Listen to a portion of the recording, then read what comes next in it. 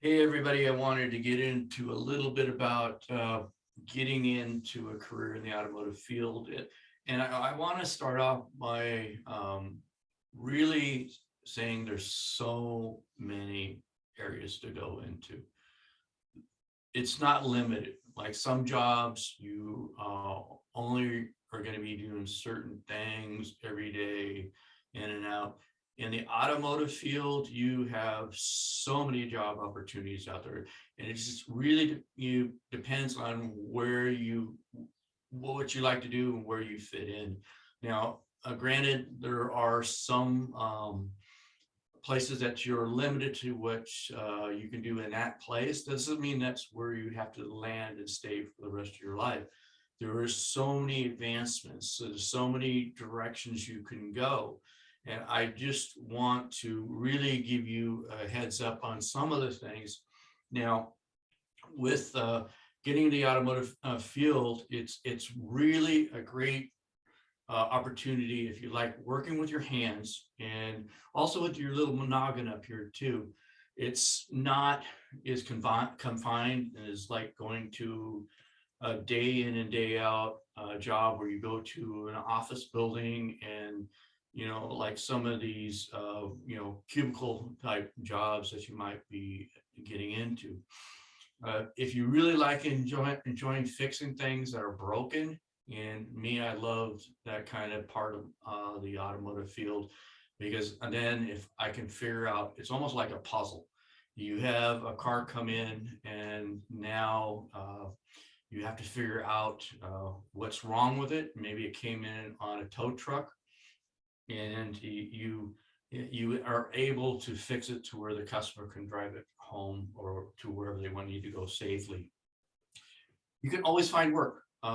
That's one thing I do want to say with the automotive field that really is one of the big advantages, that you may not be doing what you really like to do, but you can always find work.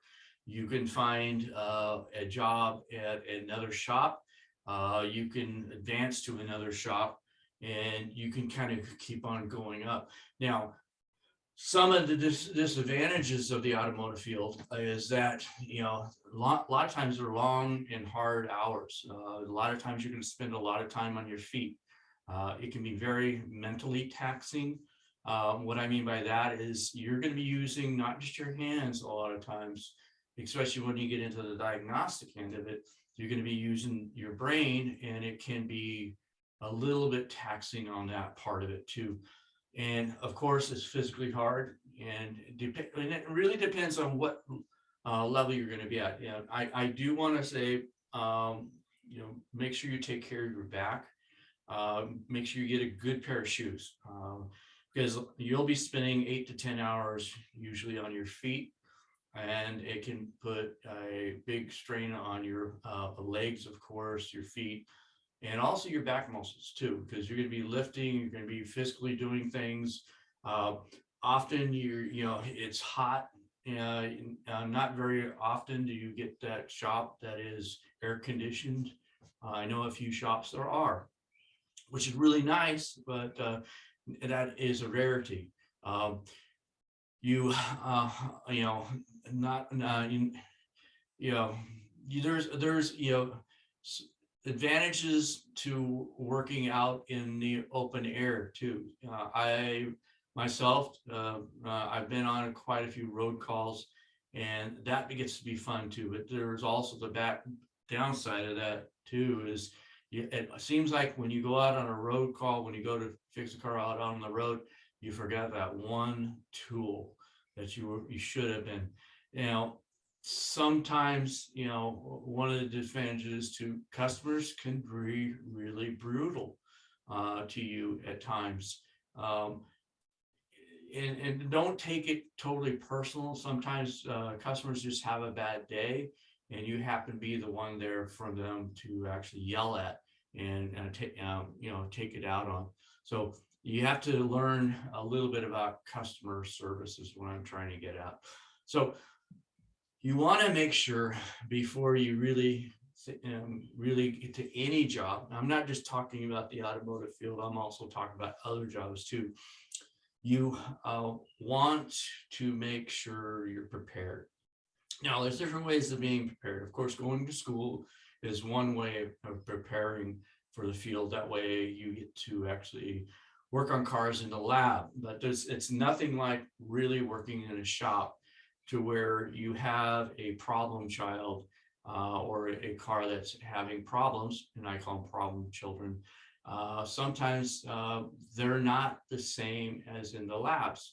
A lot of shops have it to where they're fairly new cars, so there's not a whole lot wrong with them. And it gets to be a little bit hard to kind of what I call bug the cars to where they're actually having problems. But one of the things I want to encourage you to do too is always be willing to learn. There's always new stuff coming in the automotive field. Just think about it. You know, years ago, well, in your lifetime, maybe not, maybe so, but not in my lifetime, there was no really thought of computerized cars. When I started off, we had points and condensers and carburetors.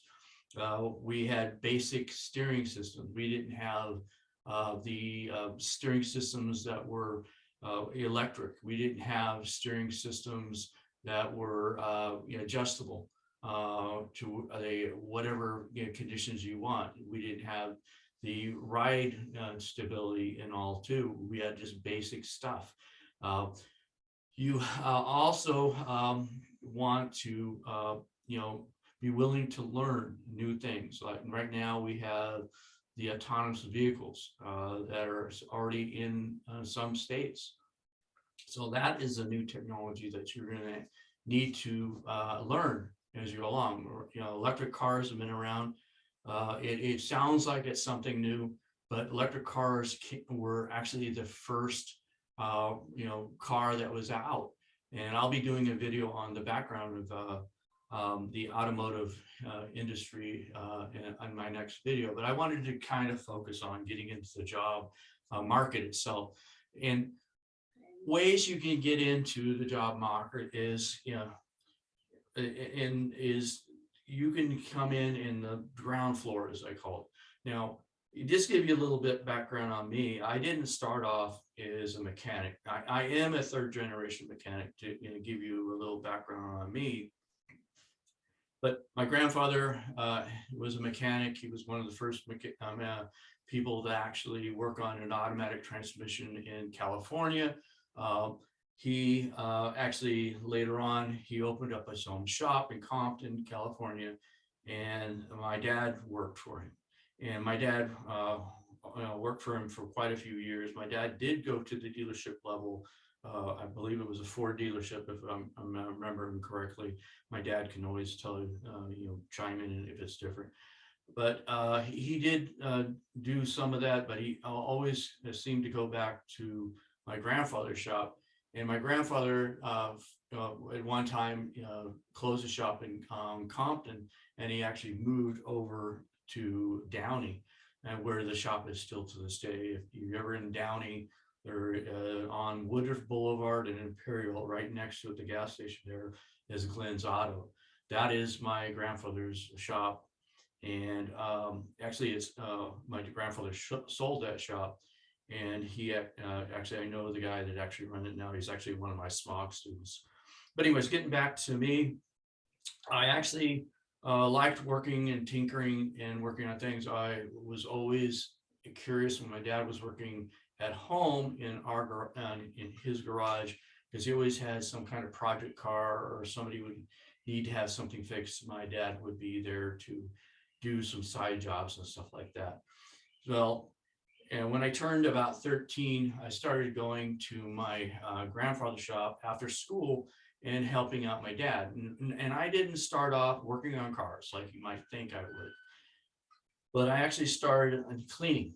I would, clean floors. I would actually clean tools, and I'd like to watch, and which was what I consider shadowing. I would actually shadow my dad and shadow the other guys in the shop, shadow my grandfather. And I got to learn by watching. Now, my grandfather's shop was an automatic transmission shop primarily, but they did all kinds of general repairs too.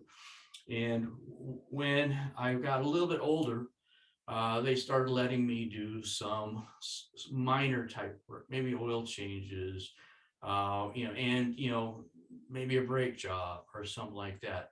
So I became more, if what you would say, like an apprentice type thing. And later on, I built up my skills. And then I remember when I was 21, because I've been working there for quite a while. I was getting married, and my grandfather offered me a full-time job, and that was my not my truly first time full-time job, because as a young person, I started trying out other things. Like I worked at a men's clothing store. I actually cooked at a short order cook place years ago. So there's different avenues I was experimenting. I was trying to see what I really wanted to do. And after I got the full-time job, I always tried to go back to school, learn a little bit something more, and it continued to build up my skill that way. So uh, one of the things you'll do along your path, hopefully, is you'll build up that skill level and you'll start gathering certifications.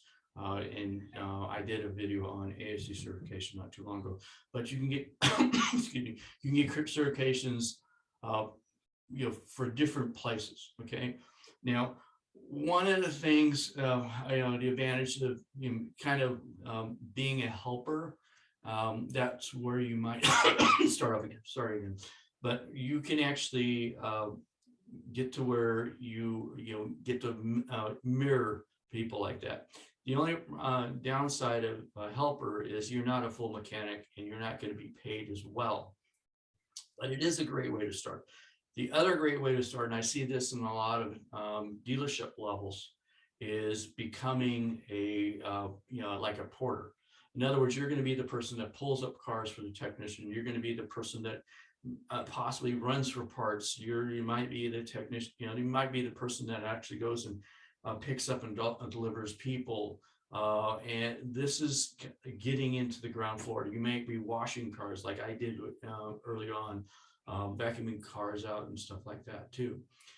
Later on, as you grow up, and depending on what dealership you go to, you may have the opportunity to go in to be a helper, or you may go into what they call the lube rack, where basically you're doing oil changes and all different types of fluid changes as you go along.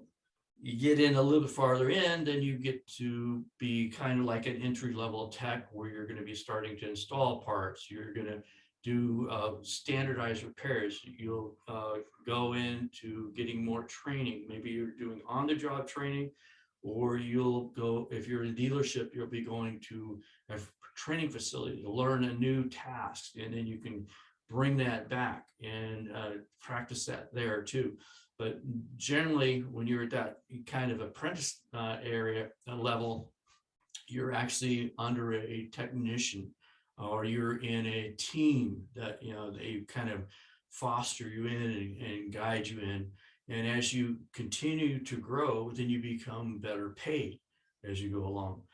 And then when you get into the technician certification, where you start gathering those ASCs or gathering those dealership level ASCs, generally a lot of shops will actually give you raises for that and give you more responsibility, where you're able to start doing more repairs a little quicker, and the pay scale kind of starts going up. So that's what you're going for, and you want to be able to make more money as your skill level goes up. And don't be afraid to ask for, hey, I passed this class, I did this, and hey, it should be worth something. I wouldn't say it that way, but it should be worth something to your employer, because now they're bringing you more value. And if you're not, and I would recommend that you start looking. Always be looking is what I learned. I kind of got burnt a few times by not always being looking. Now, as you continue to grow, you can actually branch out to different areas. And what I mean by that is, like I said, there's so many job opportunities. Maybe you don't really like working on cars. Maybe you like working with customers, and then you could be like a service writer. But now you learned a skill on what a car is all about and the different parts in it. Kind of handshakes over to help you explain it to customers a little bit better too. Maybe you like managing. Maybe you got that bachelor's degree and you want to move up into a manager. Maybe a shop manager, whether it be at a dealership or an independent. Then you can actually go that route. Maybe you're working for a dealership and you want to be a district manager. And you see how that continues to grow on the way out. Um, and then there's always, as we get a little bit older, we tend to have hands and backs that start giving out a little bit, and you want to start using more and more your brain. Maybe you become an automotive instructor. Uh, you work for a community college. Maybe you want to go into engineering, and now you're designing the cars. Maybe you're teaching students how to design cars. And there's so many different ways that you can actually, and so many avenues in this career, because you look at it, we have, of course, the maintenance part of it. We have body people that actually repair cars that have been damaged. You have the parts side of it too. The mechanic's going to need the parts to repair the cars. You got to have somebody that actually builds those parts. You have somebody that actually stocks those parts. You have a billing side of your shop. You have an accounting part of it. So you're going to see how it continues to grow and grow and grow. And there's a its own little network of all these different repair places, but they need all these support mechanisms to go with them too. So there, again, I want to just say there's so many. There's the new car dealerships. There's the used car dealerships. There's this chain and department stores. Like when you get into like your Midas's, your tire shops, you go into even the Walmarts have a tire shop. Sometimes some of them actually have repair side of it too. You have the quick oil change places too. You go a little bit farther out, you can go into stuff like your independent shop. You open up your own shop. Maybe you want to just work at your own shop, but you want to own it, or maybe you want to manage it and you have your own shop too. And then you've got fleets. I worked for USC for 12 years, and this was one of the avenues that I went to explore and get a little more experience in the heavy duty world, because we didn't just work on electric cars and cars. We actually worked on big heavy duty buses and Sterling trucks and stuff like that. And then you can work for a government agency. I've known a few people on my travels that actually worked for the FBI, but they didn't work undercover and stuff like that. They actually worked in the actual motor pool area like that too. So there's so many avenues that you can go along the way. It just depends on what feels good, what you can grow in. There are so many jobs. I kind of listed it, so many different ones. If you get into, if you really want to get into the owning your own shop, I would recommend you take some business classes. These business classes are going to help you along the way, because just opening up the doors, buying a little shop, and you're going to open up the doors, there's so many regulations that you have to adhere to. And if you don't, then you can get yourself into some big trouble. So how can I find a job? That's the big thing that some of you are probably asking right now. There's so many job opportunities in the automotive field. It's not even funny anymore. You can check with the newspaper, which there's hardly any newspapers anymore unless you are that type of person. But there's so many jobs online. You can go on to the different job headhunters, as I call them.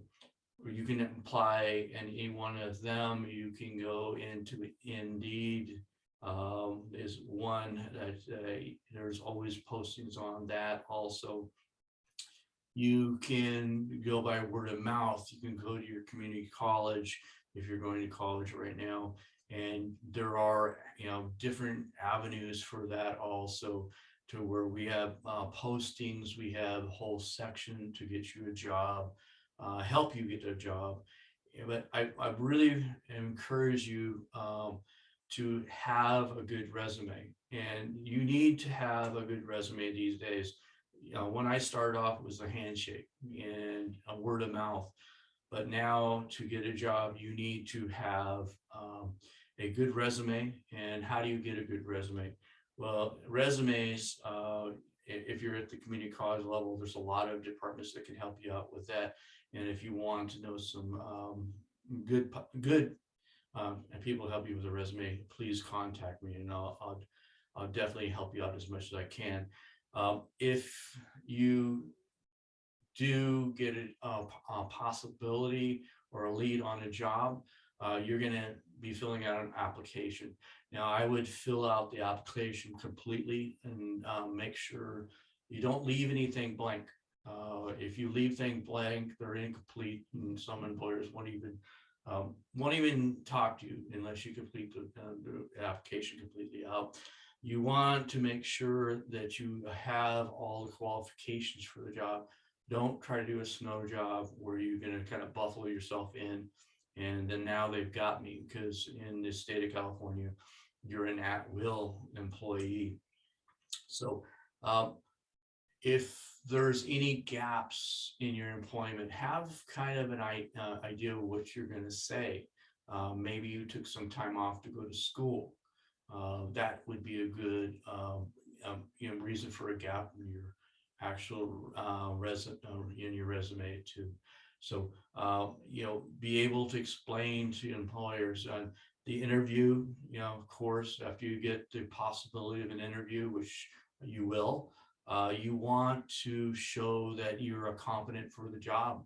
You want to make sure that you try to explain in your own words of the importance that you are, and how your life and your schooling has gotten you into a good position to be the employer for this job too.